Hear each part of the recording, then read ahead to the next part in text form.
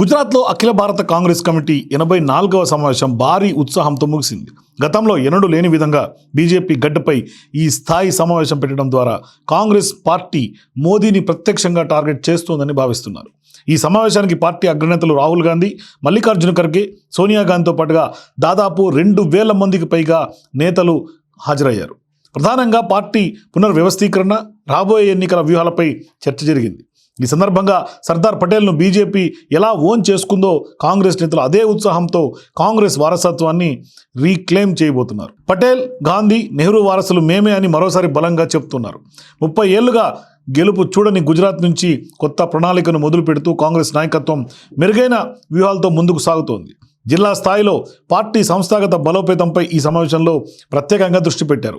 తాజా సమావేశంలో కీలకంగా రాష్ట్ర స్థాయి నాయకులకు కౌంటర్లు ఇచ్చారు. ఇకపై జిల్లా అధ్యక్షులకే పూర్తి బాధ్యతలు ఇచ్చే దిశగా నిర్ణయం తీసుకున్నారు. జిల్లా అధ్యక్షులు స్వయంగా అభ్యర్థుల ఎంపికలో పాల్గొనడం, నిధుల వాడకంపై ప్రత్యక్షంగా నియంత్రణ కలిగి ఉండేలా కొత్త వ్యవస్థను తెచ్చారు. అలాగే పార్టీ శిక్షణ, సోషల్ ఇంజనీరింగ్, ప్రచార విధానాలపై దృష్టి పెట్టేందుకు ప్రత్యేక కమిటీలు ఏర్పాటు చేశారు.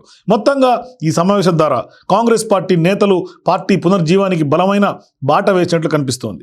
బీజేపీని గుజరాత్ నుంచే నిలదీయాలని, పార్టీ అంతర్గతంగా సమగ్ర మార్పులు చేసి 2029 కేంద్ర ఎన్నికల్లో పట్టు సాధించాలని చూస్తున్నారు. మరి ఈ సంకల్పం వాస్తవంగా మారి కాంగ్రెస్ మళ్ళీ పోటీలోకి వస్తుందా అనే దానిపై సర్వత్రా ఆసక్తి, చర్చ నెలకొంది.